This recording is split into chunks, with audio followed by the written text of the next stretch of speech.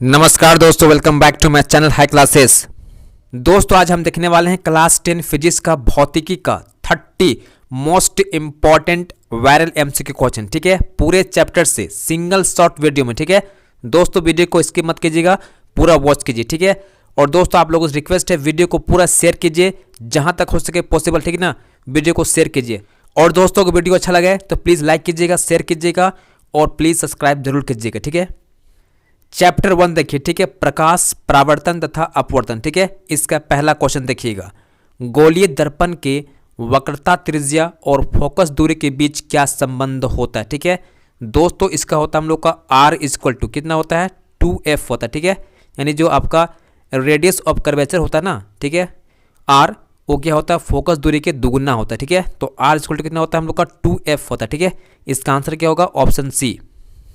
Next question देखिए। ठीक है, अवतल दर्पण में यदि वस्तु को ध्रुव तथा फोकस के बीच रखा जाए तो वस्तु का प्रतिबिंब कहाँ बनेगा। ठीक है, यहाँ पर देखिए। ठीक है, देखो ये आपका हो गया अवतल दर्पण। ठीक है ना, और ये आपका होता है, इस पॉइंट को बोलते हैं ध्रुव। ठीक है ना, और इस पॉइंट को बोलते हैं हम लोग फोकस। ठीक है, तो इसके बीच रखा जाएगा ऑब्जेक्ट को। ठीक है ना, यहाँ रखेंगे हम लोग तो लाइट यहाँ जाएगा, यहाँ कटेगा। ठीक है, यहाँ कटेगा है ना, और यहाँ से क्या होगा हम लोग का प्रतिबिंब बनेगा, पीछे बनेगा। क्या बनेगा, पीछे बनेगा। ठीक है ना, तो इसका आंसर क्या होगा दर्पण के पीछे बनेगा। ठीक है ना, नेक्स्ट क्वेश्चन देखिएगा, वाहन। ठीक है, यानी व्हीकल के अग्रदीप यानी कि हेडलाइट में किस दर्पण का उपयोग किया जाता है। ठीक है, इसका आंसर क्या होगा हम लोग का अवतल दर्पण का। किसका होता है अवतल दर्पण का, कॉनकेव मिरर का। ठीक है ना, आगे देखिए वाहन के, ठीक है व्हीकल के साइड मिरर। ठीक है, साइड मिरर में किस दर्पण का उपयोग किया जाता है, तो इसका आंसर क्या होगा हम लोग का कॉन्वेक्स मिरर। ठीक है, उत्तल दर्पण का इस्तेमाल किया जाता है। ठीक है ना,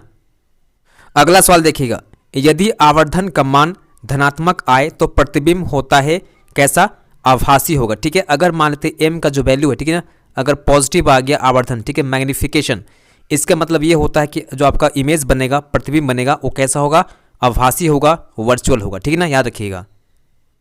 अगला सवाल देखिए, स्नेल का नियम। ठीक है, स्नेल का नियम होता है साइन आई। ठीक है, साइन आई बटे साइन आर। ठीक है, इक्वल टू क्या होता है हम लोग का कांस्टेंट होता है। ठीक है, नियतांक होता है, कांस्टेंट होता है। ठीक है, इसका आंसर क्या होगा हम लोग का ऑप्शन नंबर दोस्तों डी हो जाएगा। ठीक है ना, अगला सवाल देखिएगा, लेंस सूत्र कितना होता है 1/v minus 1/u equal to 1/f होता है। ठीक है ना, तो आपका आंसर रहेगा ऑप्शन नंबर डी है ना।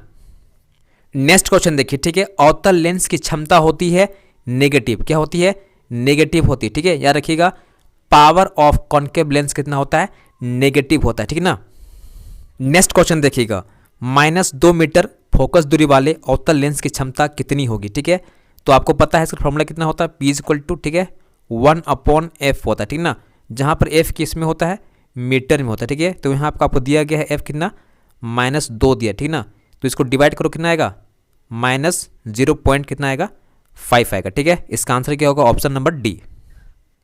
अब आगे देखिए नेक्स्ट चैप्टर, मानव नेत्र तथा रंग बिरंगा संसार। ठीक है, क्वेश्चन देखिएगा, मानव नेत्र में प्रतिबिंब कहाँ बनता है। ठीक है, इसका इमेज कहाँ बनता है, इसका आंसर क्या होगा रेटिना बनता है। ठीक है ना, नेक्स्ट क्वेश्चन देखिएगा, नेत्र की यानी आइज की दूरबिंदु फार पॉइंट कितना होती है, इसका आंसर क्या होगा अनंत होती है। ठीक है ना, नेक्स्ट क्वेश्चन देखिए। ठीक है, मानव नेत्र की दृष्टिकोण कितना होता है। ठीक है, बताइएगा, ये क्वेश्चन आप लोग के लिए। ठीक है ना, नेक्स्ट क्वेश्चन देखिए। ठीक है, दूर दृष्टि दोष को किस लेंस द्वारा दूर किया जाता है। ठीक है, इसका आंसर क्या होगा उत्तल लेंस द्वारा। ठीक है ना, नेक्स्ट क्वेश्चन देखिएगा, प्रिज्म द्वारा। ठीक है, प्रिज्म द्वारा स्पेक्ट्रम किसने सबसे पहले प्राप्त किया था, इसका आंसर क्या होगा हम लोग का न्यूटन ने, है ना। अगला सवाल देखिएगा, स्पेक्ट्रम में, ठीक है स्पेक्ट्रम में कौन सा रंग का झुकाव यानी एंगल सबसे कम होता है। ठीक है, इसका आंसर क्या होगा लाल का होगा। ठीक है, आप यहाँ देखोगे इस प्रकार से प्रिज्म होता है ना, लाइट यहाँ फॉल करता है व्हाइट लाइट। ठीक है, यहाँ से क्या होता है ये 7 कलर में डिवाइड होता है। ठीक है ना, बैंड बनता है यहाँ पर, तो सबसे टॉप में क्या होता है रेड होता है, तो इसका जो एंगल बनेगा सबसे कम बनेगा। ठीक है ना, तो इसका आंसर क्या होगा हम लोग का ऑप्शन नंबर डी होगा। ठीक है ना, अगला सवाल देखिएगा, आकाश का नीलापन किस घटना को बताता है। ठीक है, तो इसका आंसर क्या होगा स्कैटरिंग ऑफ लाइट। ठीक है, प्रकीर्णन, ऑप्शन नंबर सी आपका सही हो जाएगा। अब आगे देखिए चैप्टर विद्युत का। ठीक है, इलेक्ट्रिसिटी का, एक इलेक्ट्रॉन में, ठीक है एक इलेक्ट्रॉन पर कितना आवेश होता है। ठीक है, इसका आंसर क्या होगा 1.6 × 10⁻⁻19 कूलम होता है। ठीक है ना, तो इसका आंसर क्या होगा हम लोग का ऑप्शन नंबर ए सही हो जाएगा। अगला सवाल देखिएगा, विभवांतर का, ठीक है, विभवांतर का एसआई मात्रक होता है, ठीक है, पोटेंशियल डिफरेंस का एसआई मात्रक क्या होता है, वोल्ट होता है, ठीक है, इसका आंसर क्या होगा ए। नेक्स्ट क्वेश्चन देखिएगा, विद्युत बल्ब के तंतु का निर्माण होता है किससे, टंगस्टन से, ठीक है, ऑप्शन डी आपका सही हो जाएगा।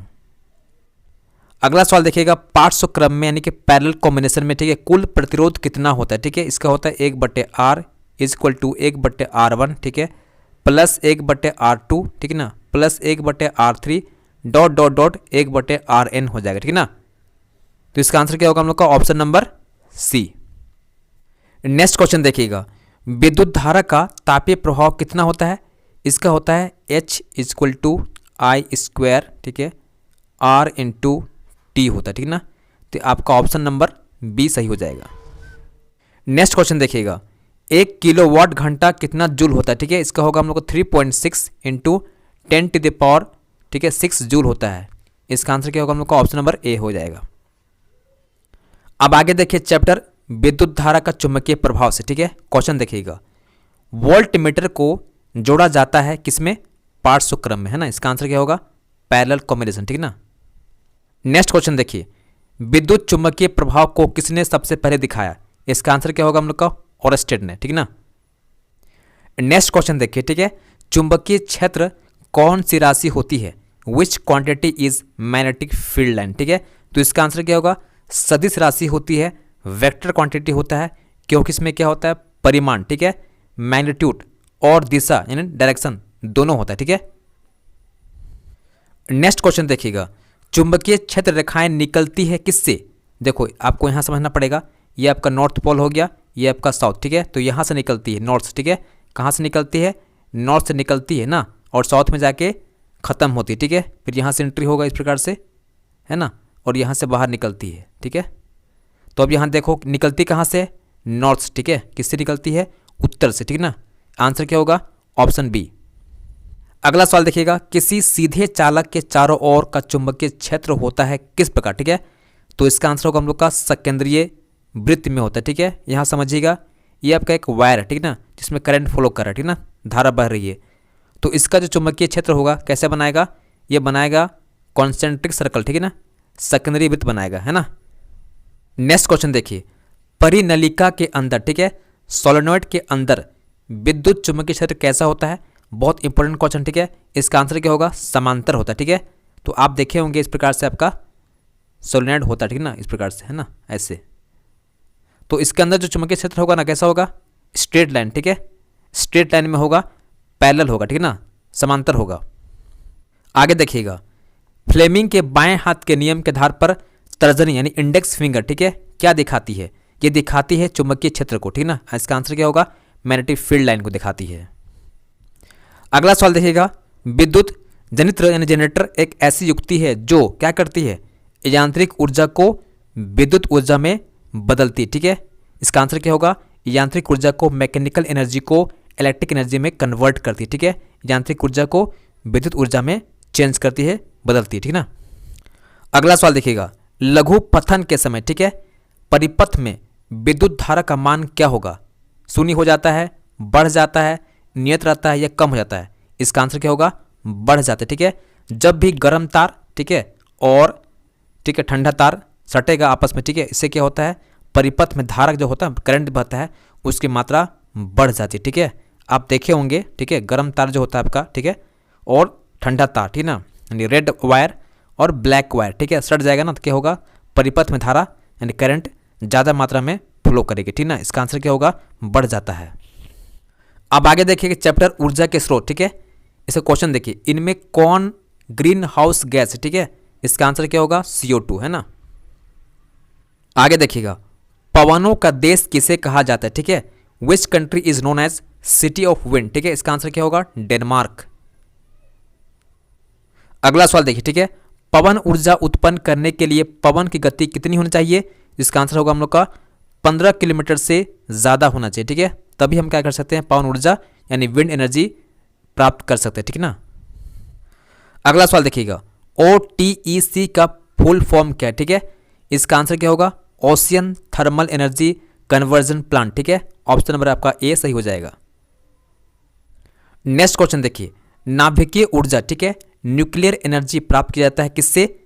थोरियम से, ठीक है। किससे होता है? थोरियम से, यूरेनियम से, ठीक है। नेक्स्ट क्वेश्चन देखिएगा, इनमें कौन बायोमास का ऊर्जा स्रोत नहीं है? ठीक है, कोयला आपका है, ठीक है, लकड़ी भी है, ठीक है, गोबर गैस भी है, ये नहीं है, ठीक है, न्यूक्लियर एनर्जी नहीं है, ठीक है। इसका आंसर क्या होगा? Option D. नेक्स्ट क्वेश्चन देखिए, ठीक है, नाभिकीय ऊर्जा प्राप्त किया जाता है, न्यूक्लियर एनर्जी अचीव किया जाता है किससे? नाभिकीय विखंडन द्वारा, ठीक है, न्यूक्लियर फिशन से, नाभिकीय संलयन से, ठीक है, या दोनों से। तो इसका आंसर क्या होगा हम लोग का? इसका आंसर होगा दोस्तों हम लोग का ऑप्शन नंबर ए, ठीक है, नाभिकीय विखंडन द्वारा प्राप्त किया जाता है, न्यूक्लियर फिशन द्वारा प्राप्त किया जाता है, ठीक है।